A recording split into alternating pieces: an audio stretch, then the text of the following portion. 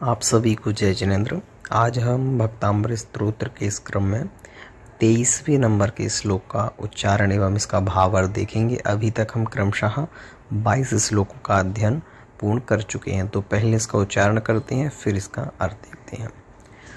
त्वामामनन्ति मुनयः परमं पुमांसम् आदित्यवर्णममलं तमसः पुरस्तात् त्वामेव सम्यगुपलभ्य जयन्ति मृत्युं नान्यः शिवः शिवपदस्य मुनीन्द्रपन्थाः।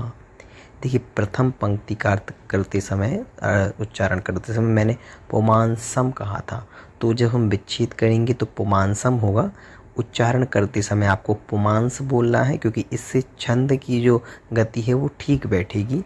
और इसके बाद में मादित्य वर्ण, और जब विच्छेद करेंगे तो जो मादित्य है उसका मा है जो वह पहली पंक्ति में आ जाएगा, तो पुमांसम ऐसा है ना। तो उच्चारण करते समय आप ऐसा उच्चारण करें।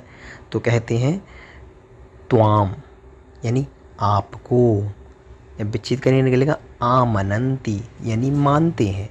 त्वाम आमनंती आपको मानते हैं। मुनयः कौन मानता है? मुनि मानते हैं, मुनिजन मानते हैं। तो भाई क्या मानते हैं? कह रहे हैं परमं पुमांसम, यानी परमं पुमांसम मतलब कि परम पुरुष मानते हैं अथवा श्रेष्ठ पुरुष मानते हैं। त्वाम आमनंती आपको मानते हैं। कौन? मुनयः मुनि क्या मानते हैं? परमं पुमांसम यानी परम पुरुष मानते हैं। और ये मतलब कोई साधारण व्यक्ति नहीं, जो महातपस्वी है वो आपको परम पुरुष मानते हैं। और क्या कहा? आदित्य वर्णम, यानी आदित्य वर्णम का मतलब आदित्य वर्ण के समान अथवा सूर्य के समान। आदित्य का मतलब होता है सूर्य, तो सूर्य के समान आप कैसे हैं? तेजस्वी हैं। और कैसा? जैसे ममलम लिखा है तो विच्छेद करेंगे तो निकलेगा अमलम। अमलम यानी मल से रहित अमलम, तो आप कैसे हैं? निर्मल हैं। तमसः पुरस्तात् यानी तम, देखिए तमह का मतलब होता है अंधकार, तो तमसः पुरस्तात् यानी मोह, यानी आप अंधकार से परे हैं। और जब जिनेंद्र भगवान की बात कर रहे हैं तो मोह अंधकार से परे है ना, तो तमसः पुरस्तात् यानी अंधकार से परे हैं। अंधकार कहाँ और आप कितने प्रकाशित, ऐसा कहना चाहते हैं ना। और कहते हैं त्वाम एव यानी आप ही, सम्यक उपलभ्य यानी अच्छी तरह से, उपलब्ध यानी प्राप्त करके, जयंती मृत्युम यानी मृत्यु को जयंती जीत जाते हैं।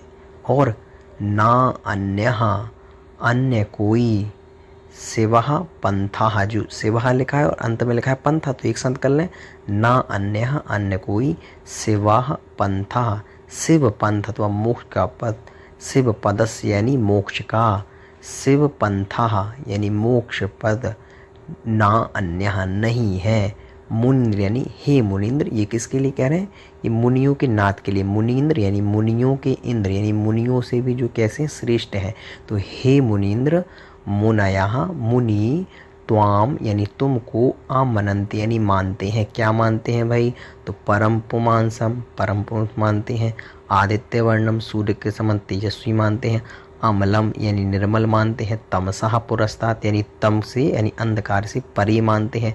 त्वामीन आपको ही, जो सम्यक उपलब्ध यानी अच्छी प्रकार से जान लेता है अथवा आपकी शरण पा लेता है, वो जयंती मृत्यु मृत्यु को जीत जाता है। फिर उसको मृत्यु प्राप्ति नहीं होती, केवल को प्राप्त करके मोक्ष प्राप्त करता है। और क्या कहा? ना अन्यः कोई अन्य अथवा दूसरा, शिव पदस यानी मोक्ष पद का, शिव पंथः यानी कोई इस प्रकार से दूसरा, यानी शिव पद यानी एक प्रकार से अच्छा मार्ग अथवा मोक्ष पद नहीं है। ना अन्य पहले लगा ले तो कोई भी इस प्रकार से मोक्ष को प्राप्त कराने वाला नहीं है। हे मुनिन्द्र आपके लिए कह रहे हैं। तो इस प्रकार से इसका पूर्ण अर्थ हुआ, आपको अच्छे समझ में आया होगा। अच्छा, इसका भाव अर्थ भी देखिए। अहो मुनीश्वर, मुनिगण आपको तिमिर विनाशक, निर्मल दिनकर एवं परम पुरुष परमात्मा मानते हैं तथा आपको भली भांति अपनाकर मृत्यु पर विजय पा लेते हैं।